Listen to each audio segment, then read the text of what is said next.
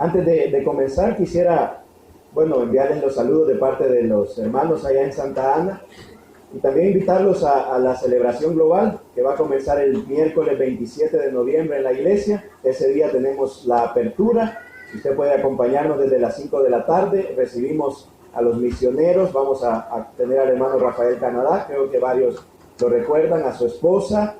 Va a estar el hermano Warri, que está viviendo en Málaga, en España. Vamos a tener al hermano Andrés Corrales, que vive en Uruguay, es misionero en Uruguay. Así que vamos a estar dando la bienvenida ese miércoles 27. Después del 28, toda la mañana, hay un evento para líderes y pastores. Así que los hermanos que sirven acá en diferentes ministerios pueden acompañarnos, ¿verdad? No tiene ningún costo, ¿verdad? Así que estamos invitados a ese evento el jueves. El viernes hay un banquete, ese sí tiene costo, ¿verdad? Pero nos relacionamos ahí por la comidita que vamos a compartir. El sábado es el evento de jóvenes y el domingo los esperamos a todos en el culto de la tarde, el culto de cierre de la celebración global. Así que están invitados a acompañarnos. Voy a pedir que abran sus Biblias en la carta a los Filipenses en el capítulo 2. Carta a los Filipenses, capítulo 2. Hermanos, vivimos en una generación caracterizada por el individualismo. Esa es una de las marcas de la época moderna. El individualismo se define, ahí va a aparecer en la pantalla, como la tendencia a pensar y obrar, ¿cómo dice ahí, hermano? ¿Con qué dice? Con independencia de los demás.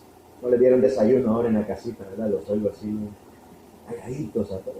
Mire, de independencia de los demás o sin sujetarse a normas generales. El individualismo es el que nos dice que tú debes perseguir tus objetivos, tus deseos, tus metas, y que no debes permitir que nadie se meta en tu vida, ni otras personas, ni la sociedad, ni el Estado, ni las iglesias, ni grupos sociales. Vos lleva tu vida como a vos se te dé la gana, porque es tu vida, ¿verdad? No es de nadie más. Lleva tu vida como se te dé la gana. Esa forma de pensar, de ser independientes, de tomar decisiones sin tomar en cuenta a las personas que nos rodean, también, hermanos, llega a las iglesias. En las iglesias hay gente que piensa de esta manera, de manera individualista. Y para disfrazar eso de palabras bíblicas, dicen es que en la iglesia son muy legalistas en esta iglesia y le ponen reglas a uno y se quieren meter en la vida de uno, pero no se metan en mi vida, ¿verdad? No sean legalistas. Y hasta disfrazamos de palabras bíblicas o términos bíblicos el egoísmo y el deseo de vivir nuestras vidas a nuestra manera. Esa forma de pensar, que es tan común ahora en las personas, está totalmente separada de las enseñanzas de la Biblia. Una mente que en este momento dice, yo voy a vivir mi vida como se me dé la gana, no tiene nada que ver con la mente de Cristo. No se parece en nada. En su carta a los Filipenses, hemos abierto esta mañana, el apóstol Pablo nos presenta un modelo de pensar, un sentir que debe existir en cada creyente, y es tener preocupación genuina por el bienestar de los demás. La Biblia no nos llama a vivir individualmente, sino que la Biblia nos llama a preocuparnos por los demás y a poner los intereses de otros por encima de los míos. Lo que la Biblia enseña es que lo que le interesa a las demás personas es más importante que lo que me interesa a mí. Y esa es la forma en que los creyentes debemos vivir. No somos llamados a vivir aislados, independientes, tomando decisiones sin pensar en los demás, sino tomar nuestras decisiones y vivir considerando a los demás como si fueran más importantes. Yo quiero que a lo largo del mensaje usted se quede ahí en la carta a los Filipenses, porque ahí vamos a estar viendo nuestro mensaje. Versículo 3 del capítulo 2. Filipenses capítulo 2, versículo 3. Decía el apóstol Pablo, nada hagáis por contienda, o por qué más dice, hermano, o por vanagloria. La NBI traduce egoísmo o vanidad. Antes bien, ¿con qué, hermano? Humildad. Estimando cada uno a los demás, ¿cómo los debemos estimar? Como superiores a él mismo. Versículo 4. No mirando cada uno por lo suyo propio, sino cada cual también por lo de los otros. Es interesante, hermanos, que esta carta el apóstol Pablo se le escribe a la iglesia en Filipos. Esta es una iglesia que él había fundado a lo largo de sus viajes misioneros. Y en ese lugar, en Filipos, la primera persona que se convierte, ¿quién sabe quién es? Él llegó a Filipos, llegó a predicar ahí cerca de un río. ¿Alguien se acuerda cómo se llama la primera mujer que se convierte en la iglesia? Lidia. ¿Cuál era el oficio de Lidia? Vendía telas, ¿verdad? Era comerciante, era una mujer próspera. Y le dijo a Pablo, no se pueden ir, tienen que ir a mi casa, tienen que predicar. Lidia era una mujer judía que se convirtió en cristiana. Pero resulta que en esa ciudad, Pablo visitó la prisión y resulta que ahí se convirtió otra persona. ¿Quién se acuerda quién era? Un carcelero. ¿De dónde era el carcelero?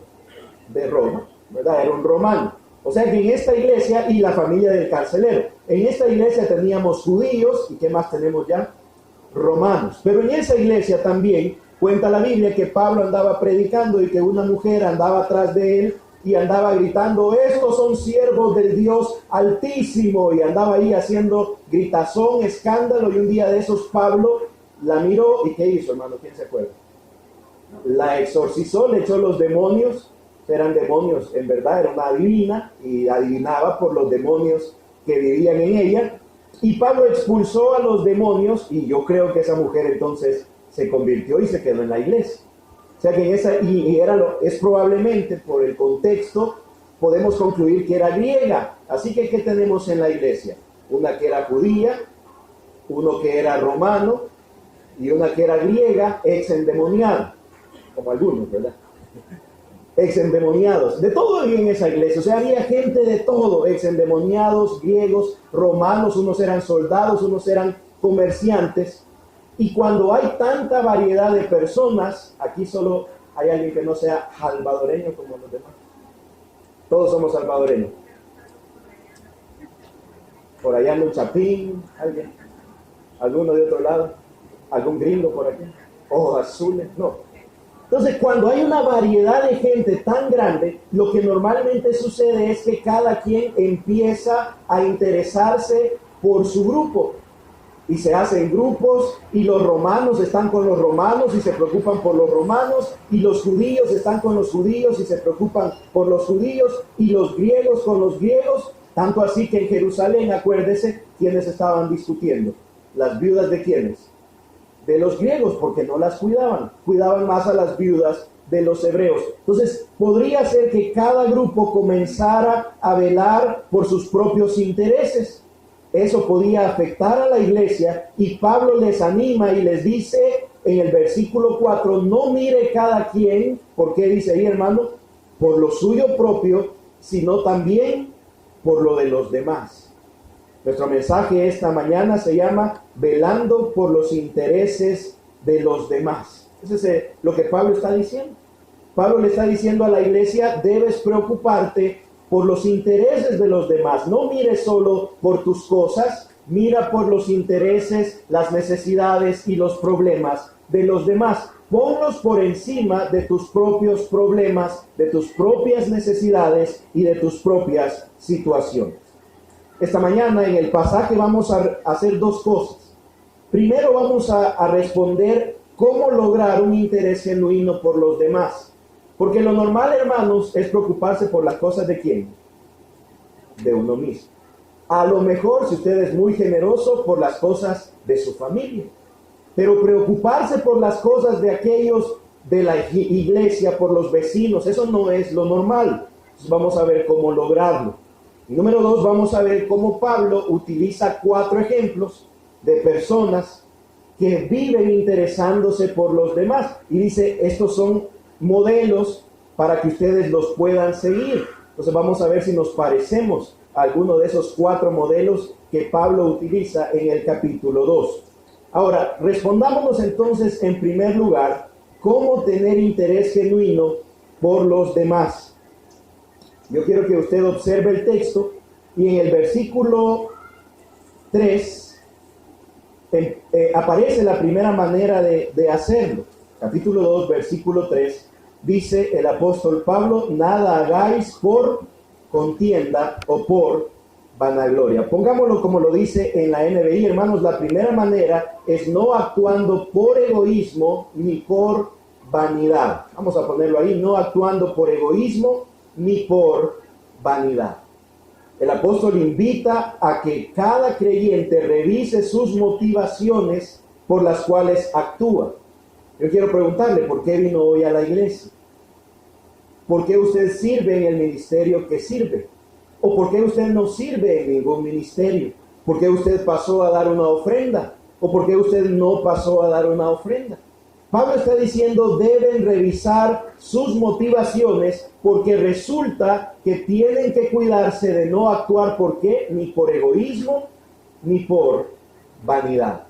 El egoísmo y la vanidad pueden provocar muchas de nuestras acciones, pero Pablo está diciendo, para que ustedes se preocupen por los demás, deben cuidarse de no estar actuando ni por egoísmo ni por vanidad.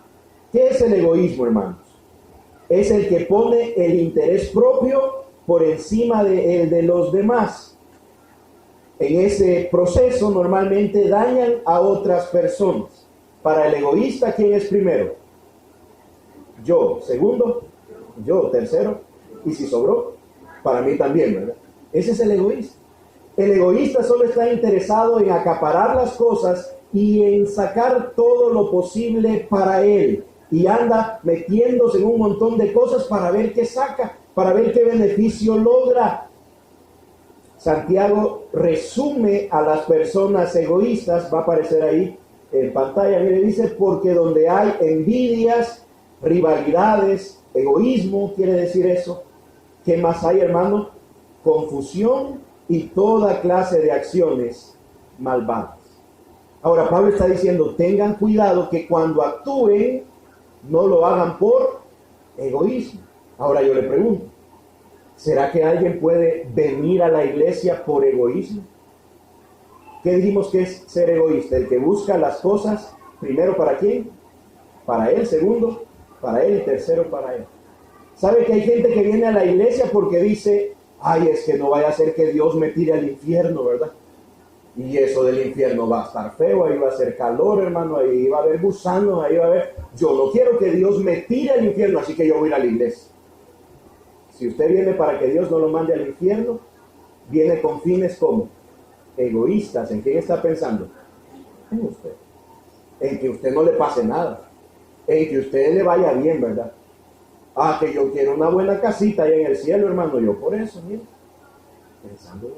Hay gente que viene a las iglesias pensando en ellos mismos. Egoísmo. Pero Pablo dice también que no debemos actuar por vanidad. ¿Qué es la vanidad, hermanos? Es el orgullo de una persona que tiene el deseo excesivo para ser admirado, aplaudido y considerado por los logros que alcanza. La vanidad es aquel que dice, mírenme, apláudanme, felicítenme, denme una buena palmada. Y Pablo dice, cuando actúen no deben actuar por vanidad. Eso no debe ser el motor que los impulsa. Ese problema, hermanos, Jesús lo trató. Mire lo que dice Mateo 6, versículo 3. Cuando Él nos dijo, ahí va a aparecer también, más bien, cuando des a los necesitados, ¿qué dijo Jesús, hermano? Que no se entere tu mano izquierda de lo que hace tu mano derecha. Pero mire qué curioso. En otra ocasión Jesús dijo, cuando hagas buenas obras, que se den cuenta ¿cuántos? Que se dé cuenta toda la gente. Ahora, ¿será que Jesús estaba contradiciéndose? Porque una vez les dijo, si haces algo bueno, que no se entere nadie. Y en otra vez dice, si haces algo bueno, que se entere toda la gente. ¿Sabe cuál era la diferencia? Aquí está diciendo, si lo estás haciendo para tu vanidad, para que te aplaudan, para la gloria de tu nombre, que nadie se dé cuenta. Pero si lo estás haciendo para la gloria de Dios y para exaltar a Dios, que todo el mundo lo sepa y que glorifique a Dios contigo. La diferencia es la motivación. Ahora, ¿será que alguien puede venir a la iglesia por vanidad, hermanos? ¿O puede estar en un ministerio por vanidad? Que digan que no hay otro músico como yo, ¿verdad? Que toco la guitarra, el teclado y el bajo, dependiendo del día y el clima. Que canto, ¿verdad? Que no hay otro como yo, ¿verdad? Y por eso voy a tener el mejor look disponible para subirme. Voy a cantar así y el canto. Y está haciendo las cosas, ¿pero por qué? Por vanidad. Para que lo vean, para que le aplaudan, para que le digan, no, brother, como vos no hay otro que predique igual. Qué bárbaro, no, hombre, qué bien. Gracias, vos deberías predicar todos los domingos. Pero está haciéndolo por vanidad. Entonces Pablo dice, si ustedes quieren considerar a los demás como más importantes, si ustedes quieren interesarse por otros, revisen sus motivaciones. Nada de lo que hagan debe ser por egoísmo, ni tampoco por vanidad. Pero, ¿qué más dice el texto? Mire ahí de regreso. Mire de regreso en el capítulo 2. ¿Qué más dice? Antes bien, ¿qué debemos usar, hermanos? La humildad. Entonces Pablo está diciendo, no sean motivados por la vanagloria, no sean motivados por el egoísmo, más bien que los debe motivar la humildad. Entonces la segunda manera de hacerlo es viviendo con humildad. ¿Qué es la humildad, hermanos? La humildad es no tener un concepto más alto del que deberíamos tener. Debemos tener claro nuestro valor delante de Dios. Miren lo que dice Romanos capítulo 12, versículo 3. Nadie, dice Pablo, nadie tenga un concepto de sí, ¿cómo dice ahí?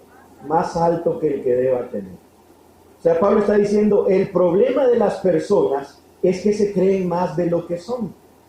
Están pensando por encima de ellos, de lo que son, que nadie piense de sí más alto, ¿verdad?, de lo que debería pensar, sino más bien piense de sí mismo, como dice Pablo, con moderación.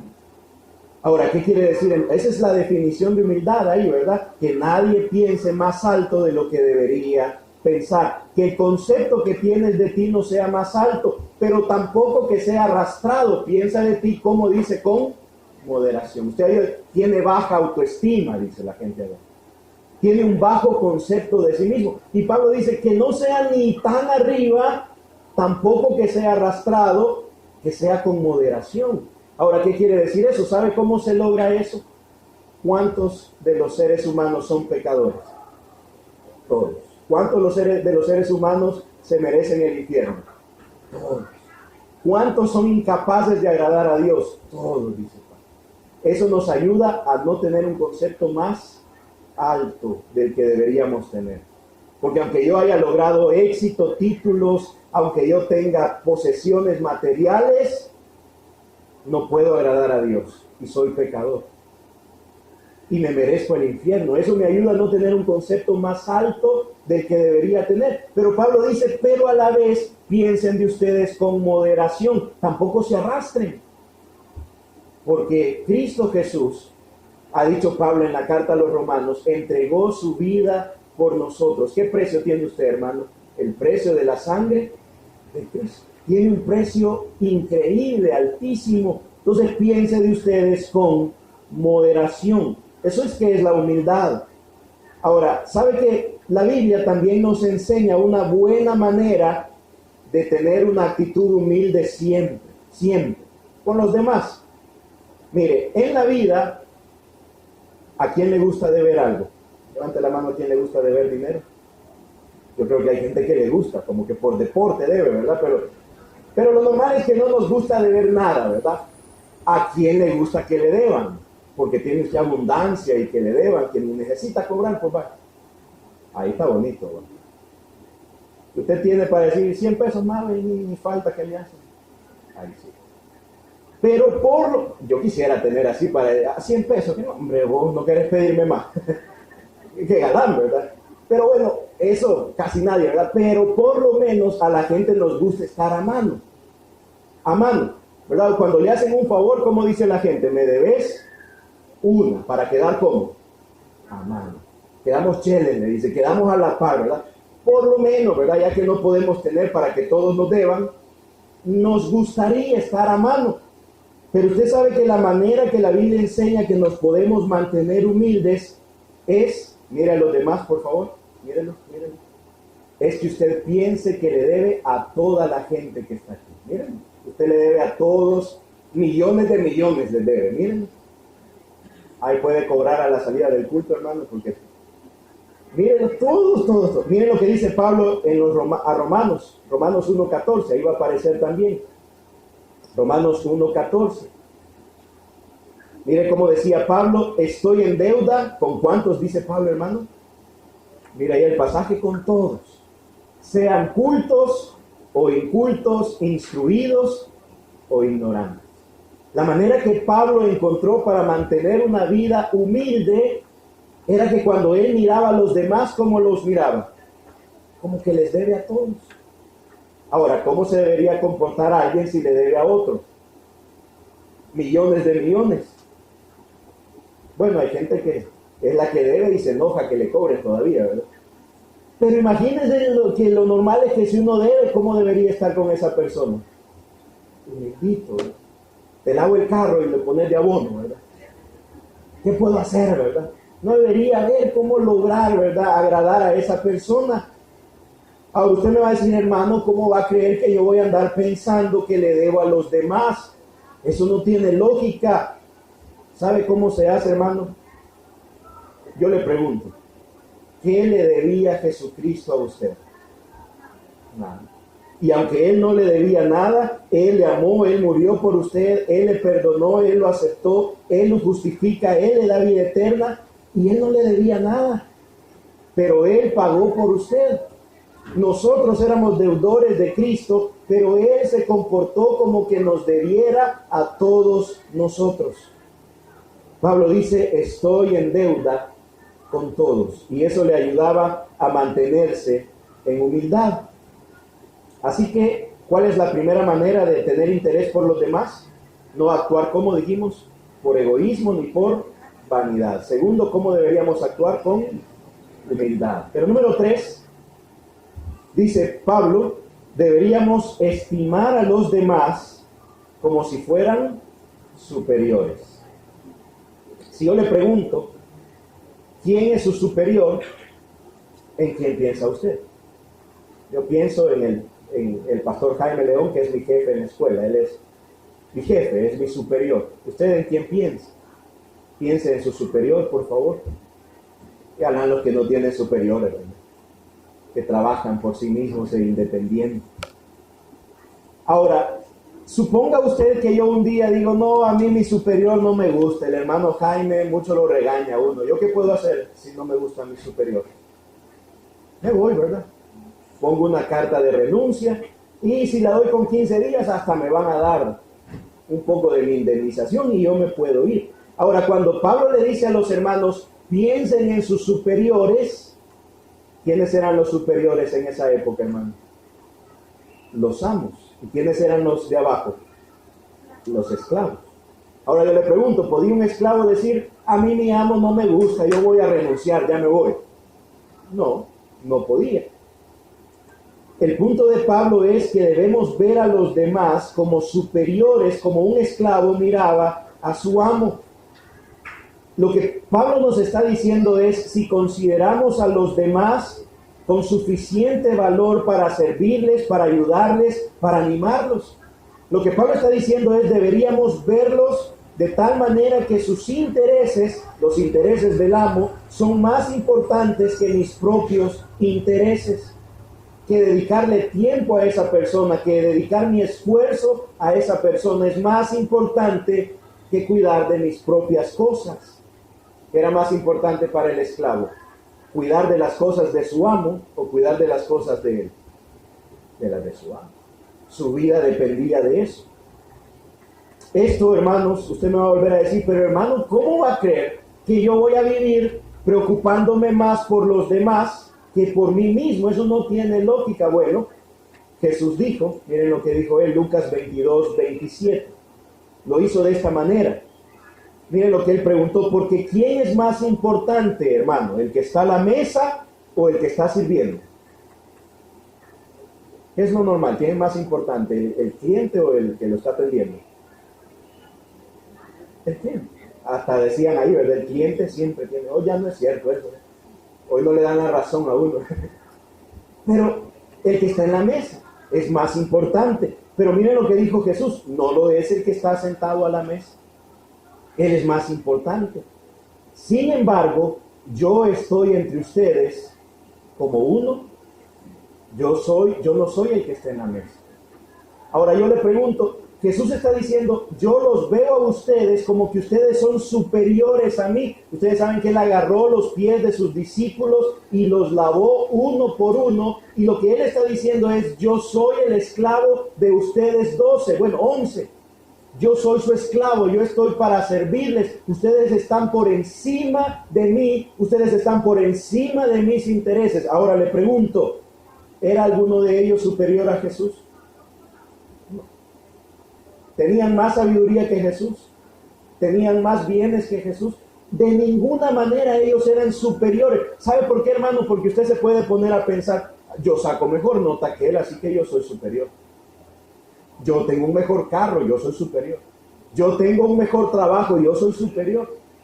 Pero Jesús, que era el máximo, el Rey de Reyes, el Señor de Señores, Él los miraba a todos como superiores a Él. Esa era su actitud a la hora de servirles. Por lo tanto, nosotros de igual manera debemos estimar a los demás como superiores. Entonces, 3 maneras de interesarnos por los demás, dice el pasaje. ¿Cuál era la primera? No la pongas, no, que se acuerden, hermano. ¿Cuál era la primera, hermano? No actuar por egoísmo ni por vanidad. Número 2, vivir ¿cómo? Con humildad. Y número 3, ver a los demás como si fueran superiores. Está fácil. Está fácil de acordarse, ¿verdad? No de hacerlo. Ahora, a partir de ahí, Pablo utiliza 4 ejemplos para demostrarnos el interés genuino por los demás, cómo se ve. Entonces, cuando hablemos de estas 4 personas, yo quiero que usted se mire a ver si se parece a ellos. Y al final usted me va a decir, hermano, yo soy igualito que este, ¿verdad? Así de interesado estoy yo por los demás. Así que 4 ejemplos. Pablo amplía los versículos 3 y 4, y esa idea que él acaba de decir de velar por los intereses de los demás, él amplía esa idea para presentarnos 4 personas que así lo hacen. Y la primera persona está en el versículo 5. Ayúdenme a encontrar cómo se llama.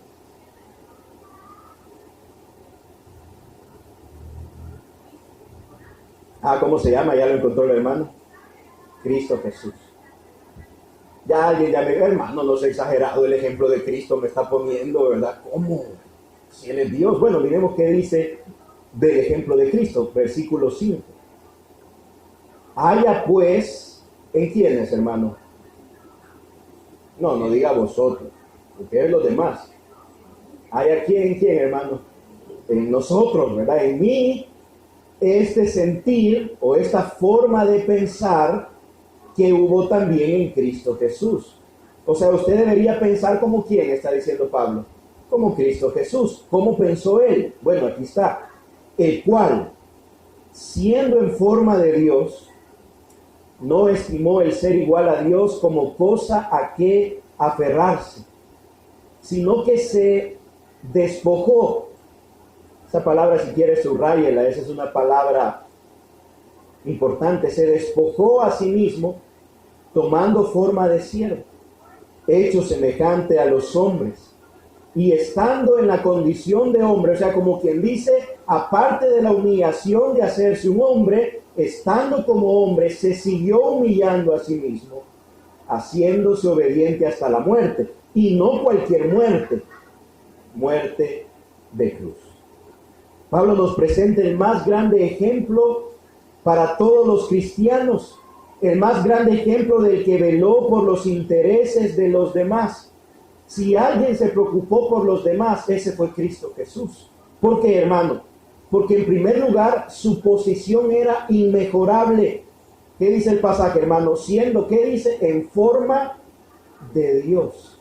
Eso quiere decir que Cristo tiene la misma esencia de Dios. Pablo lo que está diciendo es, Cristo es Dios. Hermano, por favor, tenga cuidado cuando alguien rebaja el valor de Cristo. Los testigos de Jehová y los mormones dicen que Jesús no es Dios, ni les abra la puerta. Bueno, si los va a evangelizar, sí. Pero tenga cuidado. La Biblia dice que el que niega a Cristo es el espíritu ¿de quién? Del anticristo. Y Pablo está diciendo que Cristo tenía forma ¿de qué? ¿O estaba en forma de quién? De Dios.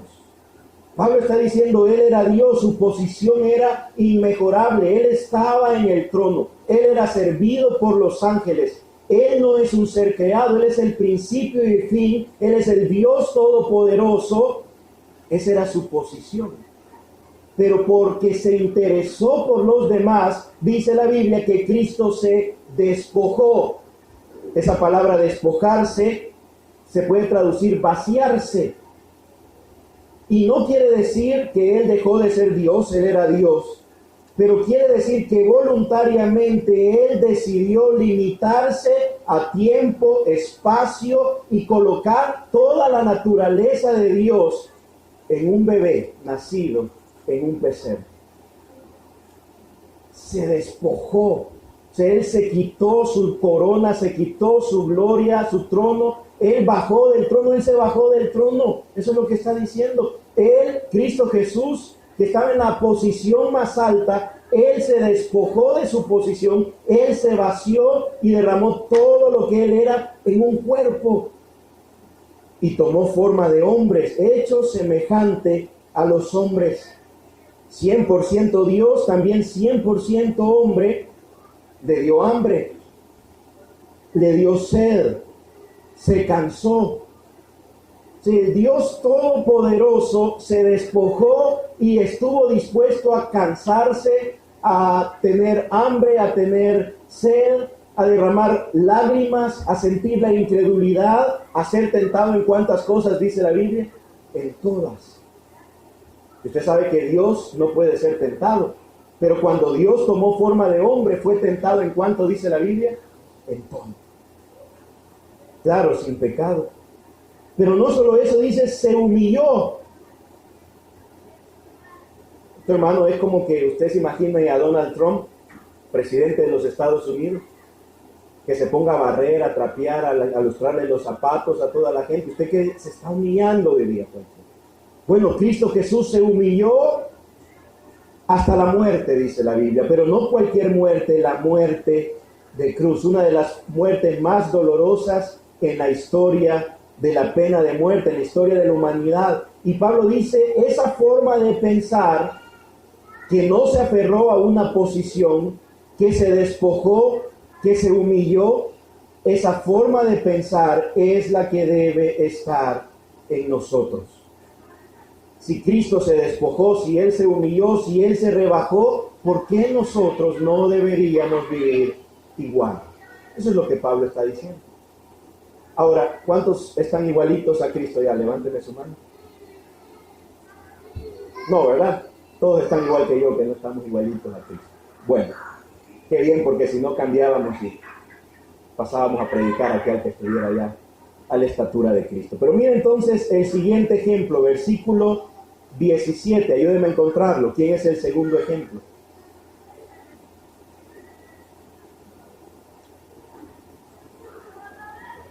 Pablo, ¿verdad? Versículo 17, ahí Pablo es el segundo ejemplo, es el mismo. Miren lo que dice el versículo 17. Y aunque sea derramado en libación sobre el sacrificio y servicio de vuestra fe, me gozo y regocijo con todos vosotros. Y asimismo gozaos y regocijaos también vosotros conmigo. El segundo ejemplo que Pablo pone es el mismo. Ahora, la libación, porque Pablo a qué se compara en ese versículo 17. Yo soy una, ¿qué dijo él? Una libación. Esa era una ofrenda. En el Antiguo Testamento usted llevaba un animal para ser ofrendado, pero usted le podía agregar una ofrenda líquida, digamos un líquido valioso, y eso se llamaba, cuando usted hacía ese derrame de ese líquido, esa ofrenda líquida se llamaba libación. Entonces, ¿qué le pasaba a ese líquido, hermano? Era vaciado, era sacrificado, era terminado sobre aquel sacrificio. Lo que Pablo está diciendo, hermanos, está diciendo él, estoy dispuesto a ser vaciado como Cristo fue vaciado, como Cristo se despojó. De la misma manera yo estoy dispuesto a entregar todas las cosas para servir a la iglesia en Filipos. Yo estoy dispuesto a entregar mi vida, a derramar mi vida, a vaciar mi vida por los hermanos en la iglesia, para que la fe de ellos sea edificada. Ahora, yo le pregunto a alguien, o a todos, ¿verdad que si uno dice que va a vaciar su vida, a entregar su vida, a sacrificar su vida por otros, podría sonar a un sacrificio bien extremo, como que uno no va a poder llevar su vida, lo que dijimos al principio, como que uno no va a poder ser feliz porque está viviendo para servir a otros? Pero en el versículo 17 Pablo dice que el resultado de que él se derrame en libación por los hermanos, ¿cuál es el resultado? Está al final del versículo 17. ¿Qué encontró Pablo al hacer eso, hermano? Me gozo, dijo él, ¿y qué más? Y me regocijo. Es decir, hermanos, que cuando alguien entrega su vida para servir a los demás, ¿qué va a encontrar esa persona? Gozo y regocijo. Mire, hay una fundación que se llama Un Techo para mi País. Y ahí van un montón de jóvenes que no son cristianos. ¿Y saben a qué van? A hacer casas. Y sabe que pasan revolcándose en el suelo, pasan jalando madera, pasan metiendo clavos, vienen desvelados, todos guerreados, duermen en el suelo y sabe cómo vienen. Felices. Porque dieron algo de ellos para servir a otros. Mire, cuando anda la Teletón allá en Santa Ana, un montón de jóvenes que no son cristianos andan vendiendo pulseras, andan con bombos, andan felices. ¿Por qué andan felices? Porque están ayudando a otros. Y Pablo lo que está diciendo es, cuando yo hago un sacrificio espiritual, algo que va a valer por la eternidad, lo que yo he encontrado es gozo, es regocijo. Pero el versículo 18 me llama la atención. ¿Qué es lo que quiere Pablo también? Que nosotros también. Lo que Pablo está diciendo es, hermanitos, no se queden sin el gozo y sin el regocijo de servirle a otros. No se quede sentado en la silla, porque si usted está sentado en la silla, usted va a tener una vida amargada, va a tener una vida pobre, va a tener una vida miserable, pero dedíquese como yo a servir a otros y regocíjese y gócese y encuentre el verdadero gozo en la vida, que es vivir para servir. Por eso ayer dijo, el que no vive para servir, no sirve para vivir. Su vida no es plena, su vida no es satisfactoria, porque le está viviendo de manera egoísta y por vanidad. Pero cuando encuentres el gozo de servir a otros, tu vida es transformada. Ese es el segundo ejemplo. ¿Quiénes están igualitos ya al apóstol Pablo? No, nadie.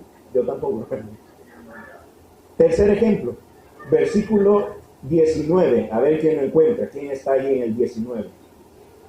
Ya lo hallaron, ¿verdad? ¿Quién está ahí, hermanos? Timoteo, ¿verdad? Miren qué dice de Timoteo, versículo 19. Espero en el Señor Jesús enviarles pronto a Timoteo, para que yo también esté de buen ánimo al saber de vuestro estado. Pues, ¿a cuántos tengo? Dijo Pablo. A ninguno tengo del mismo ánimo o del mismo sentir. ¿Cuál era el ánimo de Timoteo, hermano? Que tan sinceramente se interesa por vosotros. Porque resulta, es que Pablo no estaba en la iglesia Oasis de Amor, ¿verdad? Esa era la situación. Si Pablo hubiera estado en la iglesia Oasis de Amor, él hubiera tenido muchos. Pero ahí, ¿cuántos tenía? Solo a Timoteo. Aquí hay más, ahí solo estaba Timoteo. Pero ¿qué pasaba? Dice, versículo 21, porque todos los demás, ¿qué andan buscando, hermano? Lo suyo propio, no lo que es de Cristo Jesús. pero ya conocéis los méritos de él, de Timoteo, que como hijo a padre ha servido conmigo en el evangelio. Hermano, Pablo dice, no tengo a otro como Timoteo que se interesa genuinamente por ustedes, que quiere que ustedes estén bien, que quiere que ustedes disfruten bienestar. Porque el problema, Pablo está hablando de la iglesia, y dice Pablo, el problema que tengo en la iglesia es que la gente no está buscando las cosas de Cristo. La gente está buscando ¿qué cosas? Las suyas. La gente está en sus negocios, la gente está en su familia, la gente está en sus trabajos, en sus estudios, pero nadie se preocupa por las cosas de Cristo. Es decir, la gente está engañada. La gente está pensando que cuando logre más dinero va a ser feliz. La gente está pensando que cuando tenga más cosas va a ser feliz. Y están afanados y empeñados en ganar y ganar y ganar y prosperar en sus cosas propias. Pero nadie como Timoteo, que entendió el propósito de la vida, las cosas de Cristo Jesús. Y alguien me va a decir, hermano, ¿quiere decir que me está diciendo que me muera de hambre? No, hermano. Créale a Dios, y la Biblia dice, pon primero las cosas de ¿quién? ¿El reino de quién? De Dios. ¿Y cuántas cosas te serán añadidas? No te va a faltar nada. Si te preocupas por las cosas de Cristo Jesús, no te va a faltar nada. No lo digo yo, lo dijo el Señor.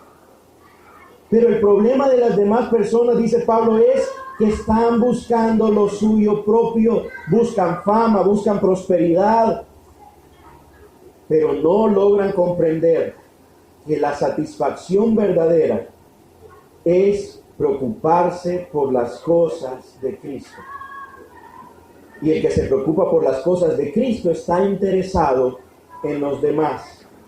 Entonces dice Pablo, no hay otro Timoteo en este lugar. Aquí sí, ¿verdad? Aquí Pablo hubiera dicho, no hay a quien mandar, porque toda la gente se preocupa por las cosas de Cristo Jesús. Pero allá solo estaba Timoteo. ¿Cuántos ya están igualitos a Timoteo, verdad? A esa altura, a ese nivel, ya preparados. Yo no, ¿verdad? Pero mire, el cuarto ejemplo me gusta bastante, fíjese. Ya va a ver, el cuarto ejemplo, yo creo que si Pablo solo hubiera dicho Cristo, Pablo y Timoteo, nos hubiera dejado bien punchados a todos así. Pero por eso creo que Pablo puso un cuarto ejemplo. ¿Quién aparece en el versículo 25? ¿Cómo se llama, hermano? Epafrodito. ¿Qué carta escribió Epafrodito en la Biblia, hermano? Ninguna, ¿verdad? No, Pablo sí, Timoteo sí, Cristo, bueno, ya no digamos. Epafrodito no escribió ninguna carta. ¿Fue Epafrodito un pastor, apóstol o algo así? Parece que no. No fue nada de eso. Pero miren qué dice de Epafrodito, versículo 25. Mas tuve por necesario enviaros a Epafrodito. ¿Cómo lo describe Pablo? Mi hermano, colaborador y compañero de milicia. Pero él era ¿quién? Vuestro mensajero y ministrador de mis. ¿Qué pasó? Pablo estaba preso, pero era una prisión domiciliar, o sea, él alquilaba una casa en Roma y pasaba encadenado todo el día a un soldado romano y no podía salir de su casa. Esa era la condición de Pablo. Esa cadena eran más o menos como 1 metro de distancia y el soldado romano siempre estaba ahí. Si Pablo quería ir al baño, ahí estaba el soldado. Si Pablo quería dormir, ahí estaba el soldado. Lo relevaban cada 8 horas. Y Pablo, entonces, la iglesia de Filipenses se da cuenta que Pablo está en esa condición y le manda una ofrenda. Entonces vino el hermano y dijo, hermanos, el apóstol Pablo está preso, le queremos mandar una ofrendita, ¿quién se dispone? Y como los hermanos buscaban lo que dice, lo suyo propio, no, hermano, yo tengo que cuidar mis camellos. Si yo no les doy de comer a los camellos, se me van a desnutrir, se me van a morir. Yo no puedo, hermano. Otro le ha de haber dicho, uy, hermano, viera qué nombre, estamos en temporada de pesca y si yo ahorita me voy, yo los pececitos esos, yo los necesito usted sabe, hermano, el billetillo, la ofrenda de la iglesia. Yo no puedo. Bueno, no sé a cuánto le habrán preguntado, pero ¿quién dijo que estaba dispuesto a ir? Epafrodito dijo, vaya, está bueno, yo voy, ¿verdad? Denme la ofrenda, yo me la llevo y yo voy a ir allá. Y Pablo dice, fue su mensajero, ¿y qué más fue? Dice, ministrador de mis necesidades. ¿Qué es ministrar, hermano? Es servir. Es otra palabra, una manera de decir servir. O sea que Epafrodito, hermanos, ¿a qué llegó? A cualquier necesidad que tenía Pablo. Piense un momento, si usted se quedara preso en su casa, y usted tuviera un policía o un soldado amarrado todo el día, y usted no puede salir de su casa, ¿cuáles serían sus necesidades? Yo dije, lo primero que yo le digo a Epafrodito es, Epafrodito, anda por favor y me trae 2 revueltas y 2 de queso. Lo primero que yo le hubiera pedido a Epafrodito. Le hubiera dado la listita, vas a ir a la Maxi Despensa, ¿verdad? Y me vas a traer esto, por favor. ¿Qué más cree que eran las necesidades que usted puede tener si está preso? Comidita, trata de papel higiénico, bueno, no sé en esa época cómo era. Jaboncito, champú. O sea, ¿qué andaba haciendo Epafrodito, hermano? En buen salvadoreño. Los mandados. Eso andaba haciendo, los mandados. Pero miren qué pasó, versículo 28. Porque él, Epafrodito, tenía gran deseo de verlos a todos vosotros, y gravemente se angustió, porque habías oído que había enfermado. 27. Pues en verdad estuvo enfermo, a punto de morir, pero Dios tuvo misericordia de él, y no solamente de él, sino también de mí, para que yo no tuviese tristeza sobre tristeza. ¿Cuál es la primera tristeza que tenía Pablo? Estaba preso. No sé si usted estaría, ha de ser una tristeza. Pero ¿cuál era la otra tristeza de la que se salvó? Que se muriera Epafrodito. Miren, versículo 28. Así que le envío con mayor solicitud, para que al verle de nuevo os gocéis. Y yo, mire, a mí eso sí me llama la atención. Yo me puse a pensar, si yo estoy preso en mi casa, y llega Joel, ¿verdad? Y me dice, José Mario, aquí vengo de parte de la iglesia Oasis de Amor, aquí estoy para todo lo que vos necesites. Y Joel anda comprando las cosas, y ¿cómo estuviera yo, hermano? Feliz. Pero Pablo dice, y yo voy a estar más feliz porque Epafrodito regresa con ustedes. Yo dije, ¿cómo es posible que Pablo, que tiene a alguien que le está ayudando, que le está sirviendo, que lo está ministrando, esté feliz de mandarlo de regreso? Porque Pablo se preocupaba por los intereses de quienes, hermano, de los demás, no de los suyos. Y se interesaba más por la iglesia que por él mismo. Entonces dice, me alegra que él vaya con ustedes de regreso. Mire, versículo 29. Recibidle pues en el Señor. ¿Cómo hay que recibirle, hermano? Con todo gozo. Y tener, ¿cómo hay que tenerlo? En estima a los que son como él. Porque por la obra de Cristo estuvo próximo a la muerte, exponiendo su vida para suplir lo que faltaba en vuestro servicio por mí. Ahora, me llama la atención también esa parte. Pablo dice, recíbanlos con gozo, pónganlo en alta estima, que él sea un modelo para todos ustedes, porque él puso los intereses de los demás por encima de los suyos. Y estuvo dispuesto a venir aquí a servirme, a traer la ofrenda, a ministrar en mis necesidades. Pónganlo en alta estima. ¿Sabe que a veces en la iglesia ponemos en alta estima a la gente que no deberíamos poner en alta estima? Tenemos en alta estima a los ricos y famosos, a los exitosos, a la gente de dinero. Tenemos tan en alta estima a los cantantes cristianos que si viene Gilson damos 30 pesos para irlo a ver. Y cuando vienen los misioneros, ay, una corita voy a poner quizás, una corita, sí, para valorar el trabajo de los hermanos, una corita. Pero no vaya a ser.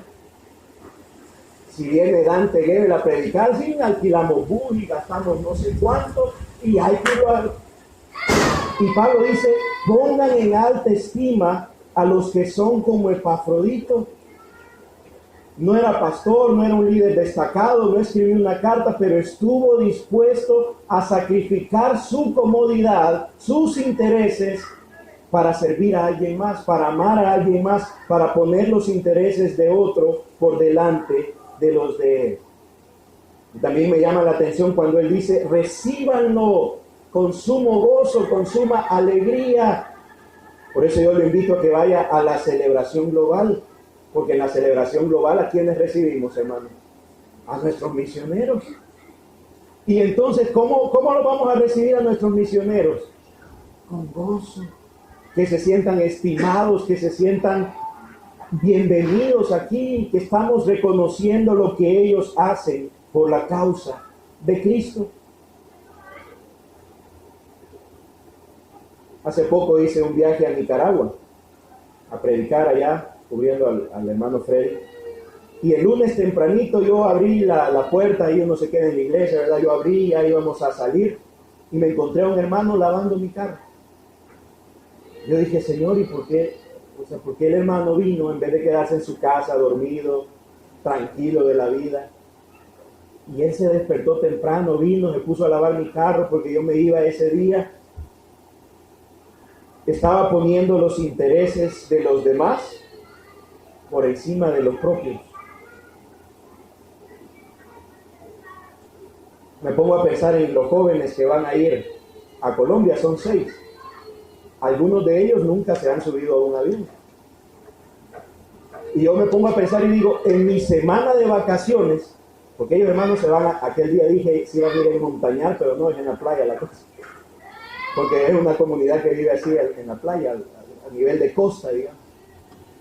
Pero yo digo, en mis vacaciones, y si yo voy a pagar un avión, ¿sabe qué quisiera hacer yo? Descansar, irme a una playa, pero paradisíaca, ¿verdad? Un hotel todo incluido, y pasar en la hamaca. Eso quisiera yo. Yo dije, y esto, yo me puse a pensar en ello. Su vacación la van a agarrar para irse una semana a un lugar donde ni luz hay, sin redes sociales, sin teléfono. Se van a arrepentir, ¿verdad? Se van a ir allá a estar con los niños de esos guayú. Los Kenny, los guayú, ¿qué es eso? Pero ¿qué están haciendo ellos, hermanos? Poniendo los intereses de los demás sobre los de él. Se están diciendo, en vez de disfrutar o gastar en esto, yo voy a invertir y pasar en esto o otro. Son ejemplos de poner el interés de los demás por encima de los nuestros. Ellas le dijeron, orar, sí, oremos por ellos, para que el Señor les ayude. Y si usted hoy puede dar una corita, no se van a enojar porque usted dé una corita, porque el punto no es cuánto da uno, ¿verdad? Eso. Si usted anda cierta cantidad de dinero a cambio de la ofrenda, hasta una camiseta le van a dar, pero eso no es el punto. ¿Cuánto damos? Si es una cora, si es $1, si son 100. Acuérdese pues de aquellos que estaban echando ofrendas, miles echaban algunos. Pero una señora, ¿cuánto dio? Un par de centavos. ¿Y quién dijo el Señor que había dado más? El punto no es si yo doy esto, si no, el punto es poner a los demás por encima de nuestros intereses. Concluyamos entonces esta mañana. Hermano, tener interés genuino por los demás solo es otra manera de expresar el segundo gran mandamiento.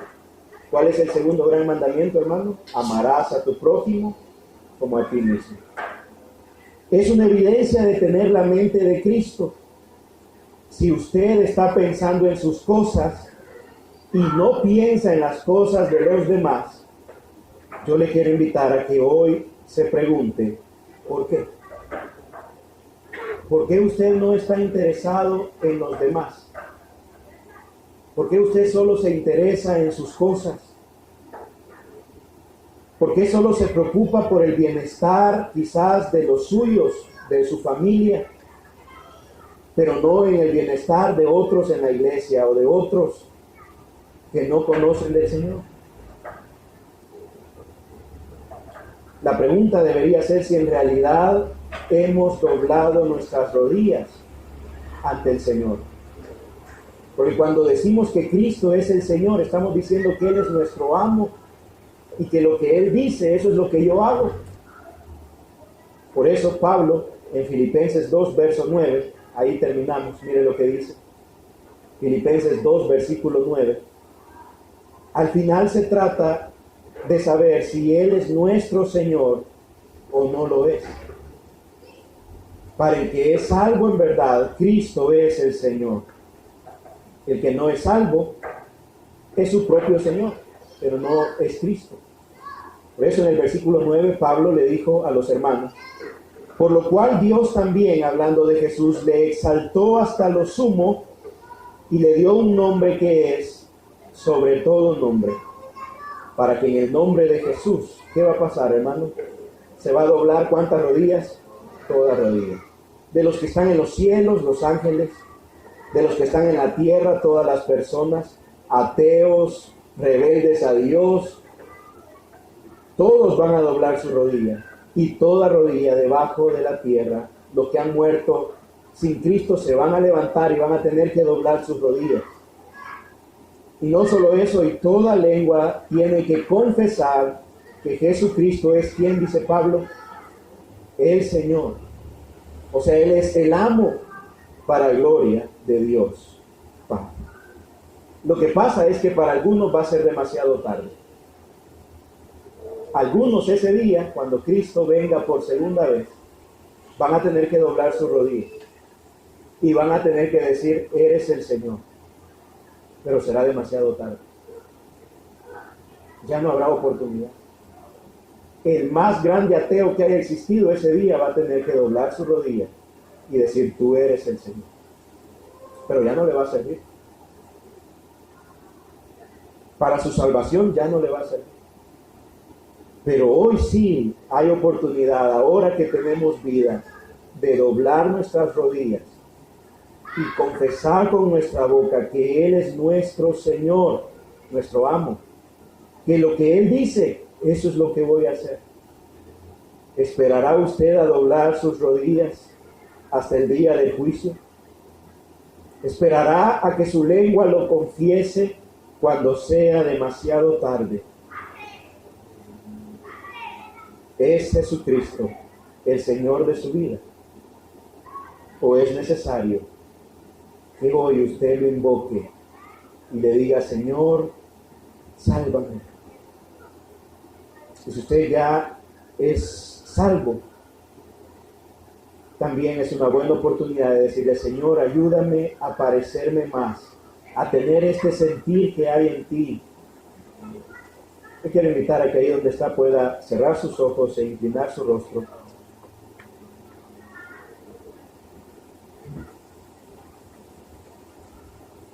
Y hay una imagen de Dios en el Antiguo Testamento en la que Él se presenta como el alfarero. Un alfarero, el alfarero es el que toma el barro y trabaja en el barro para elaborar una vasija. Cuando Dios se presenta como alfarero,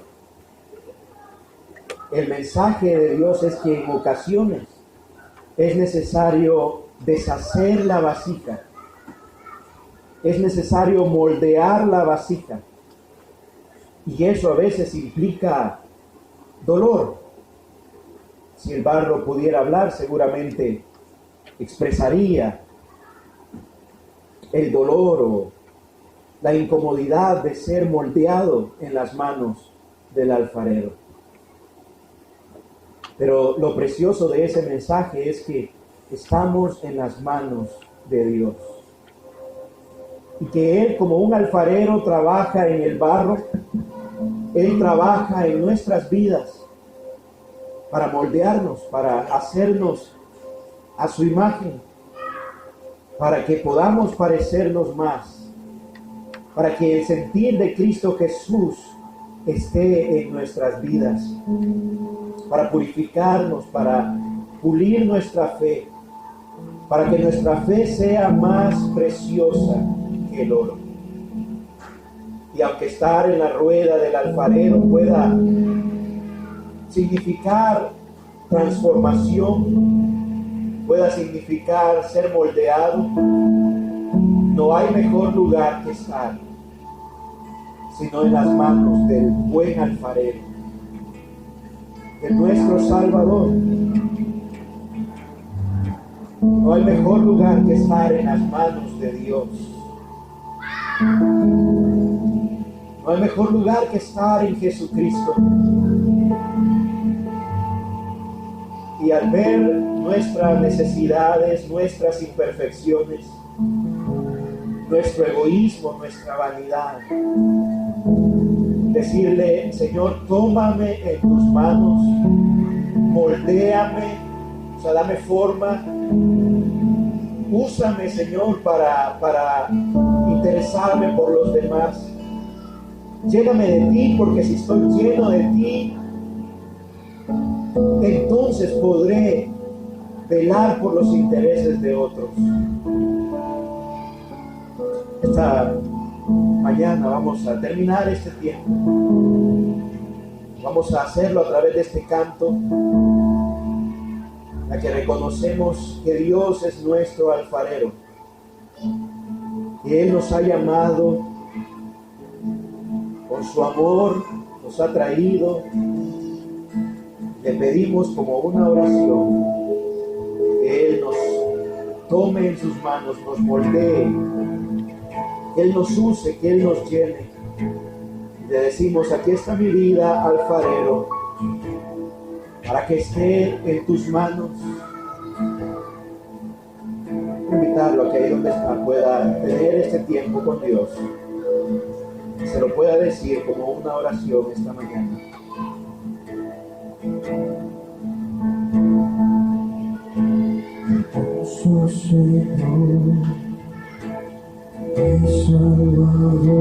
Estamos seguros de que nuestros días están en tus manos. Estoy cumpliendo tu perfecto plan, Señor.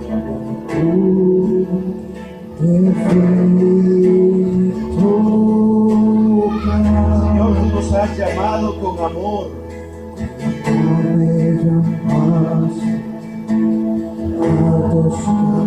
Tú has dado a tu Espíritu Santo para guiarnos.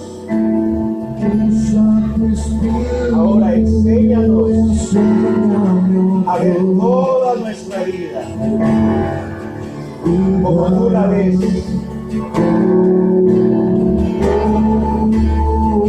Oh Señor, tu gracia nos atrae, nos cautiva.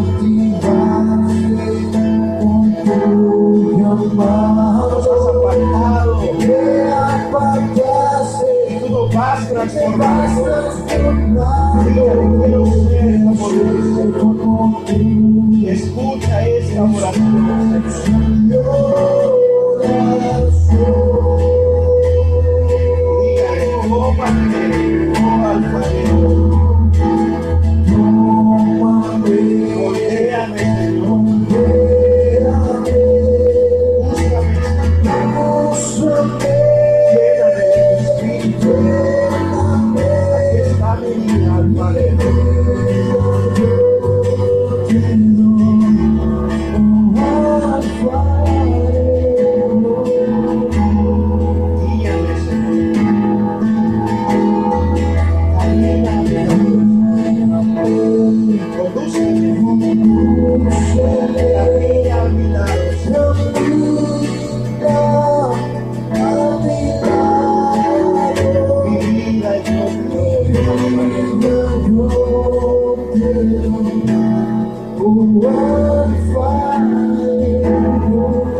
Vamos a decirle una vez más, en oración y adoración a nuestro Dios. Tú eres mi Salvador.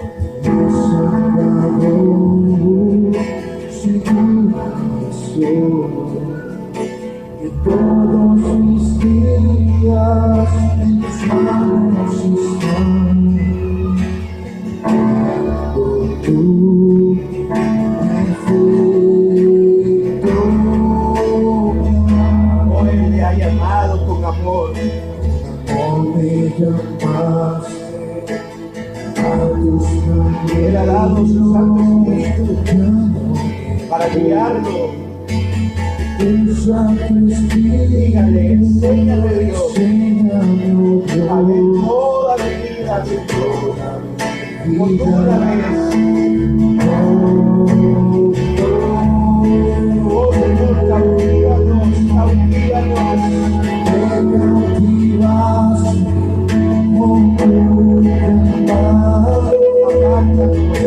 Apartaste y me has transformado.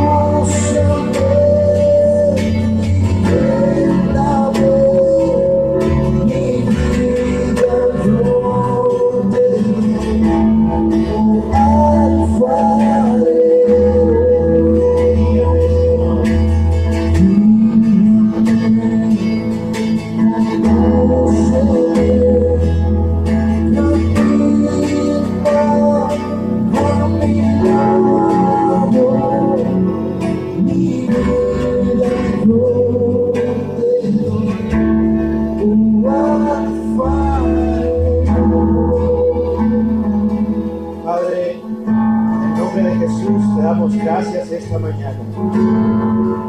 Gracias por tu palabra que hoy nos recuerda que debemos velar por los intereses de los demás. Que no debemos velar solo por nuestros intereses, sino que con amor debemos servir a otros y velar por el bienestar de ellos. Esta mañana, Señor, te pedimos que tú sigas trabajando en nuestras vidas, sigas moldeándonos, formándonos a tu imagen, Cristo. Ayúdanos a tener ese sentir que hubo en ti, Cristo. Tú eras Dios, eres Dios, pero no te aferraste a eso. Te despojaste para tomar forma de siervo. Te humillaste hasta la muerte, y no cualquier muerte, muerte de cruz, terrible muerte. Estabas pensando en nosotros, porque estabas abriendo el camino para que podamos disfrutar de una relación contigo, para que podamos disfrutar de una eternidad en los cielos nuevos, en la tierra nueva. Fuiste a la cruz para glorificar a tu Padre y poniéndonos, tomando nuestro lugar, poniendo nuestros intereses por encima.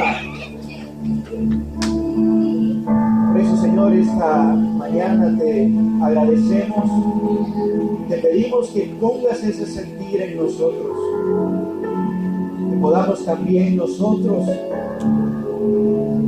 despojarnos para servir a otros, para amar a otros, para ayudar a otros. Señor, usa a mis hermanos, usa esta iglesia para bendecir a otros a través de la vida de mis hermanos. Que ellos puedan crecer a tu imagen, a tu semejanza. Señor, oro por cada uno de ellos, oro por tu bendición sobre sus vidas, para que tu paz esté sobre ellos, para que tu rostro resplandezca sobre sus vidas. bendícelos, Padre. Llénalos de ti. Lo pido, Señor, en el nombre de Jesús. Amén, Señor.